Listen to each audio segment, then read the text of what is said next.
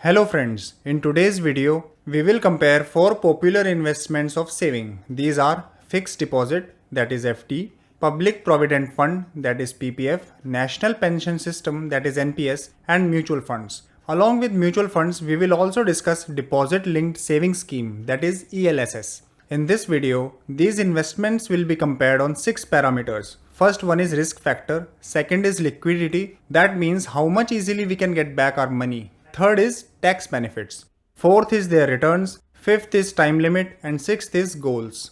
That means you are investing for which purpose. It is important to note here that every investment has its own advantages and disadvantages. Every investment can be used for different purpose. So in this video, we will try to understand that which of the investments should be used for which purpose.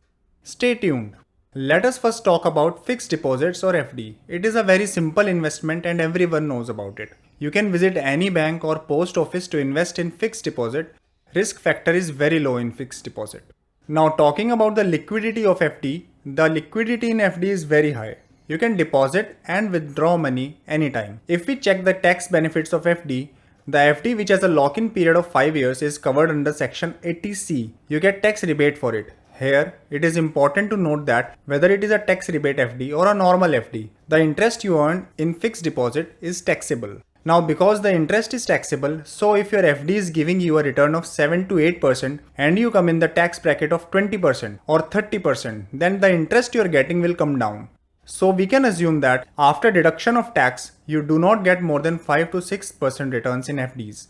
Inflation is approximately 5 to 6%, so this return almost matches inflation. It means that the interest you're getting is just equal to inflation and you are not actually earning much. Now let us talk about Public Provident Fund, that is PPF.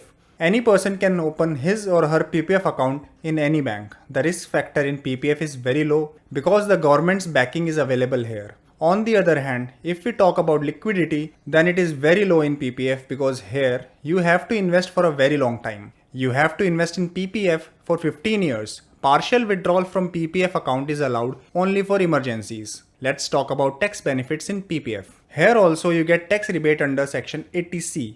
And the second advantage of PPF is that whenever you withdraw money, whether you are doing partial withdrawal or you withdraw money after 15 years, whenever you withdraw money, no tax is levied in any manner on the interest earned in PPF. It means that if you're getting 7.1% returns in PPF, then you get an exact 7.1% returns. Inflation can be considered at the rate of about 5 to 6%. So here we can say that the returns being received in PPF are just above the inflation, but there is no significant profit. If you want to earn significantly higher returns, there are two options for you. One is National Pension System, that is NPS, and the other is mutual funds. First of all, let us talk about NPS. It has two types of account, Tier 1 and Tier 2. Here we are discussing about Tier 1 account, which is your pension account. If we talk about the risk factor, in comparison to FD and PPF, the risk here is slightly higher in NPS because you get a chance to invest in equity. You can invest in equity up to a maximum of 75%. Now let's talk about liquidity. Out of all the investments we are talking about here, NPS has least liquidity because you cannot exit from NPS till retirement. From NPS account, you can withdraw money only 3 times in emergency cases. Today, if you are 25 years old, you will get money only at the age of 60 years. Now let's talk about tax benefits. NPS is also an option in the tax rebate of Rs 1.5 lakhs available under section 80CCD1. You can get tax rebate by investing 1.5 lakh in NPS. Along with this, you get an additional tax rebate of Rs 50,000 under section 80CCD1B. If you are a government or private sector employee, you get employer's contribution in NPS. You get tax benefits on employer's contribution under section 80CCD2 over and above the limit of Rs 1.5 lakhs under section 80C. Thus, comparing all investments, NPS has the highest tax benefits. The point to be noted here is that at the time of retirement, out of whatever balance is in your NPS account called corpus, you will have to invest minimum 40% in annuity for pension, and the maximum lump sum amount you can take is up to 60%. The lump sum amount up to 60% is tax free, but on the amount of pension received every month, you will have to pay tax according to your income tax slab. Now let's talk about returns. In NPS, you can expect 8 to 13% returns. In equity, you get an average return of around 15%. If you have invested 75% in equity, your average returns come to around 13%. If you are investing in NPS, you can comfortably beat inflation. Inflation is 5 to 6%, and if you are earning more than 10% returns, you will beat inflation quite easily. Now let's talk about mutual funds and equity linked savings scheme, means ELSS. First of all, let's talk about the risk factor. In mutual funds, the risk factor is high because in mutual funds, the portion of equity is more. Now it is up to you whether you want to go for 100% equity or less than 100%. If you invest in mutual funds for long durations, say 8 years or 10 years, the risk factor becomes lower because in the long term, the stock market only goes up. If we talk about liquidity, then in mutual funds, the liquidity is very high. You can deposit money anytime and you can withdraw money anytime. Talking about tax benefits, in equity linked savings scheme, that is ELSS, which has a lock-in period of 3 years, you get a tax rebate under section 80C.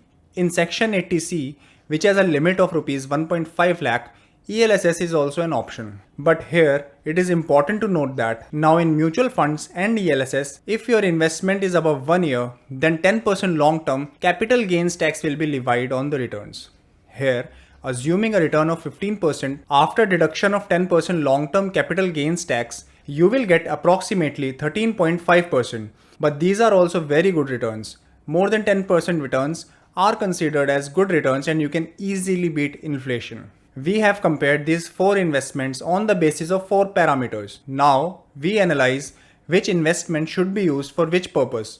It depends on 2 parameters. First parameter is the time limit, meaning you are accumulating money in how much time, and the second parameter is requirement, that is, for what purpose we will need money in the coming time. For this analysis, a comparison chart of all 4 investments have been made here. In fixed deposit or FD, the risk factor is very low and the liquidity is very high.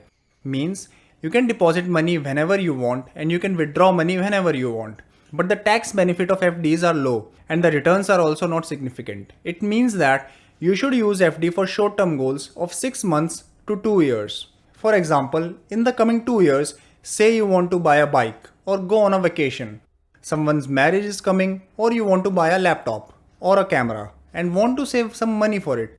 Then you can start saving in FD. In fixed deposits, neither your capital will depreciate nor will your capital reduce. In this way, you will get some interest and money will also be collected. Now in PPF, the risk factor is very low but the liquidity is also very low. You cannot withdraw money from PPF before 15 years. Investments in PPF are made for at least 15 years. The tax benefits of PPF are good but the returns are low. So you can use PPF for long-term goals. For example, in the coming 15 to 20 years, if you have to arrange for higher education of children or marriage of children, then PPF is a good option. In addition, planning for retirement can also be done through PPF.